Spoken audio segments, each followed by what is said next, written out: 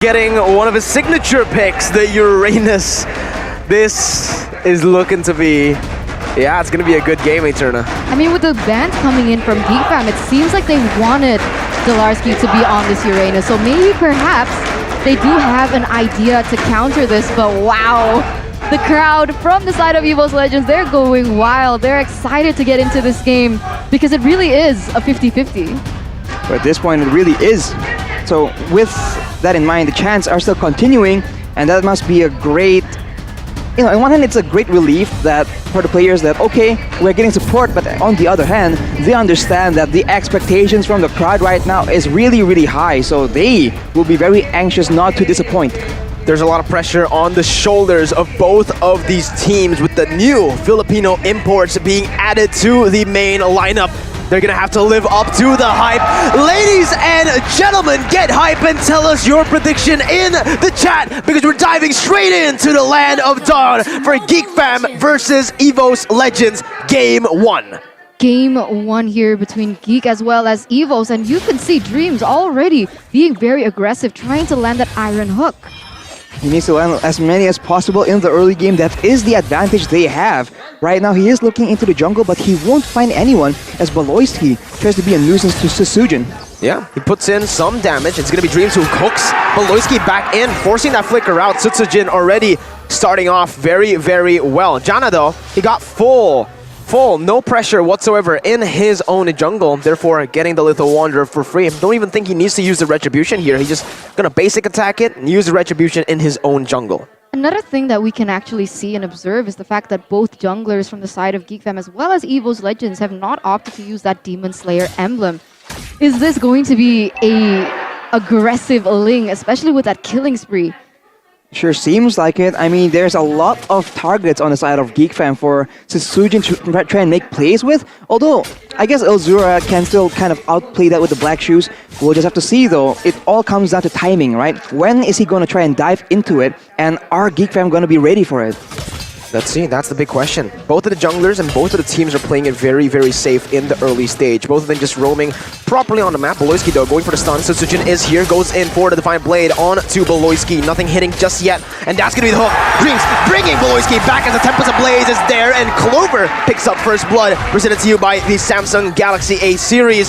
The new recruits for EVOS doing a whole lot. EVOS Legends highlighting the weakness coming in from Geek Fam from yesterday and even the week before, really denying the presence that, of course, Baloyski can have. But once again here, Dolarski might be in trouble. They are going to start setting up for this turtle. The general setting up for a flank. Dreams getting zoned away. Zlar once again trying to buy some time. Gonna get stunned up, and even in Hash Chain, not enough to take him down. He has the sprint. He's able to get away. Taz comes in, and another hook from Dreams bring Baloyski back to the team. Retribution battle, and who gets it? It's Jana QT securing an objective for Geek Fam.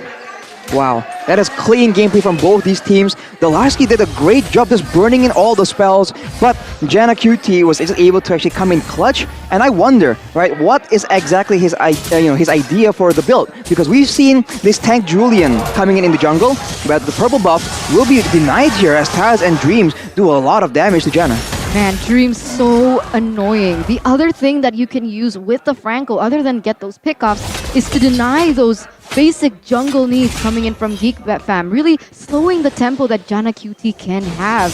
And that is going to buy them a lot of time here, as once again, Lunox here forces to pop. This is the thing about that mid lane, like I mentioned. With the Lunox pick, they're not going to have a lot of pressure in the early stage of the game, therefore giving Lilia much more potential to put pressure on the map. The thing is, though, on the opposite side, Dreams has the Franco to make plays. Geek Fam will, in return, just be very passive in the side lanes because of Dreams' movement. Dreams doesn't even need to show up on the map. All he needs to do is stay in the bushes, and because of that, Geek Fam will have to play it passively. Now, though, that he is revealed on the map, oh my goodness. Geek Fam can finally push on top side and even bottom side, but in the bottom lane, it feels like Luke is having a lot of trouble here dealing with Lar.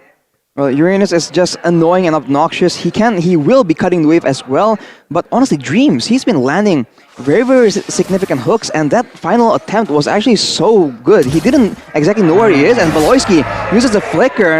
Ooh, Dreams with the stutter, with the hook. It does not land, But EVOS Legends, they are the one dictating the pace here, and Satsujin is getting a lot of free time.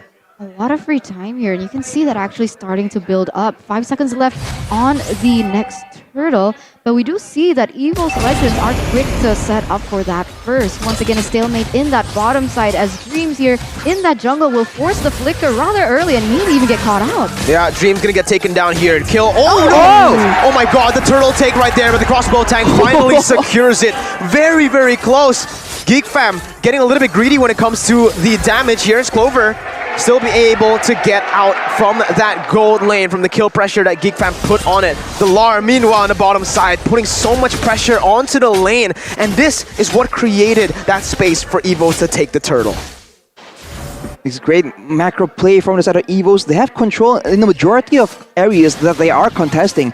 Janana with the genius one, so it's looking to be a damage Julian, but we'll just have to see the rest of the items for now as Geek fam, they make an aggressive play and hit Clover with the empowered chain.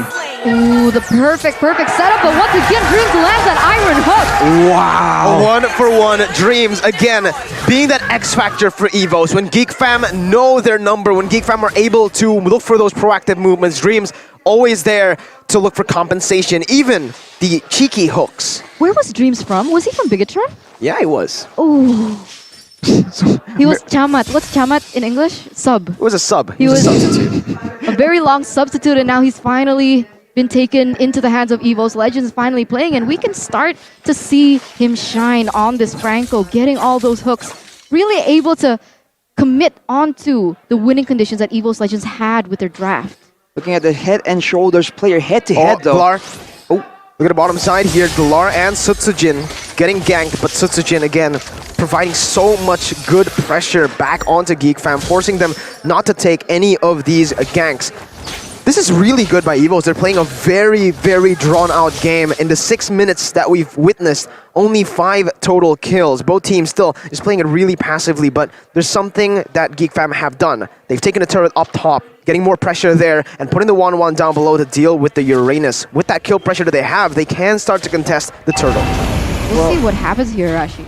If they actually want to try and play for control though, they have to find a solution for this Franco. They have tried to go on to Dreams, try to deny his playmaking, and there, he just almost lands yet another hook. So with him exposed on top side though. Yeah, that's gonna be, oh my goodness gracious! I thought it was a mistake, but no, it was not. Dreams with the flicker, and now Delar 1v3 with the consecration and the sprint, trying to buy some time as Beloyski comes in with the stun onto Sutsujin. Retribution still won by Jana. Numenon Blast not connecting, Sutsujin getting out, and it's a trade, a 1-for-1 objective turtle for topside turret. Topside turret and a kill as well. So we'll see what happens as EVOS Legends, they are leading with 500. It can shift, but do we see any significant differences in? Cross. Oh, tank! No, he didn't even sweat. He didn't even sweat Eterna. Delar, the general, is here. He recalled and he gets out. Dreams taken down. And it will be a 1-4-0 trade, but Eterna, Man, Delar, calm, collected. Like, we thought that EVOS Legends were leading that, but Geek fam instantly found the opportunity to deny that pressure that they had in that bottom lane and even take Dreams out of the picture. Ooh, he gets taken out. Honestly, a 0-for-2 trade essentially for the side of Geek fam. They are doing a lot better in terms of rotations. EVOS Legends, they have, you know, segmented plays, 2 people on top, 3 people on the bot side, vice versa. But for Geek fam, when they're roaming together as 4, they are cleaner right now. And Dreams, the hooks are starting to not land as Beloyski charges Numenon Blast and zones the members of EVOS Legends away from their own turret. The winning lanes starting to shine for Geek fam, Eterna. Yeah, we'll see right now because Dreams still in that bush looking for something, maybe a pick. But even if they do hit Beloyski, it isn't going to give them much at the moment because Beloyski's only impact in the game for the moment is just zoning. He hasn't really used that Numenon Blast to much effect. He has been able to block a few of those hits, but what happens when it goes as Geek fam is leading with 1,000 gold? What are the items looking like? Well, in the big team fight, I think Geek fam has a lot of advantage. They have the Lilia with the Ice Queens one, and so that slow will also set up everyone else. Top Luke, side. as well as Kadira, and Luke right now, speaking of the devil, gets jumped on by 3 people. Bloody Hunt taken down. Luke, still able to survive for a bit longer, but look at Geek fam's response. Instantly over towards that bottom side, even onto the Lord. I don't know if they have enough damage to take this down. They're committing onto it. EVOS Legends have used a flicker. Dreams not having that, and the Bloody Hunt as well. Sojin coming in with the Finch Poise, trying to open up the map. Dilar in the midst of it all right now. Enhanced Chain not connecting. Geek Fam forced to back away. Elzura pushing some damage onto Clover, but Clover kiting away really well. Again, a long, very drawn out team fight. Yeah, EVOS Legends, they don't want to commit onto this, understanding that there are a lot of ultimates in their arsenal that are still on cooldown. Meanwhile, Geek Fam, they do have a lot for them to show. So right now, we can see that Beloyski as well as Kadera is looking for a fight, but once again, the Iron Hook connects. Bloody Hunt and the snipe from Clover in the back lines, but look at the Tempest of Blaze now connecting over. Crossbow of Tang out of nowhere, going on to Dilar, soaking in so much. Elzura trying to find Clover, but Clover still managing to get out with the flicker. It's a 1-for-1 XP traded for Roamer, but Geek Fam have won the trade. They're going to go straight for the Lord. Beloyski stunning Sojin up. Jana QT instantly with a response, coming in with the enhanced chain as Taz deals out the damage, comes in, puts in so much Chaos Order, taking him down. As Chadera goes into the back line, no retribution. Sojin gets it, he steals it away, and EVOS Legends come out on top with Lar finishing his ex-teammate. Beloyski running away to Lar, the general, taking his ex-teammate down. Man, a better setup coming in from Geek Fam, but the initial setup was made by EVOS Legends, and they were able to come back from this, but now Elzura might be in trouble. He is looking to zone away Elzura for the moment, not taking away his life. But the fact of the matter is now EVOS Legends have that pressure in that mid side is going to take another neutral objective in that tower. Wow, the individual plays coming in from the members of EVOS Legends has been spectacular. You saw that Taz just goes in and he takes out Jana QT. So Geek Fam, they have to be a bit more careful because EVOS Legends, they're playing it smart. They're targeting the right people at the right time. Oh, that was pretty sad, man. You know, like the two brothers that was once, they were once in on a PH together. Tragic. Lar had to take him down there. 3-0-2. He was the #1 Uranus player in Season 9 of MPL PH, picking it the most and winning 6 times out of the 11 times that he has picked it. So far, having an amazing impact in this game. And we can see now that the side of EVOS Legends, they're putting way more pressure on all of these 3 lanes. You can see the lane going in that bottom side, changing and taking all those minions. But look at the Lord just marching down here in that... Whoa! Again, Dreams with the hook, and Taz with the response. Beloyski taken down. Sojin onto the back lines with the Tempest of Blades, goes in, picking up the blades. Luke, Jana, and Chadera left to defend. Dreams almost getting it. Threading the needle once again. EVOS Legends, 7,000 gold lead, suffocating Geek Fam as they take down that top side turret. I don't like Franco games.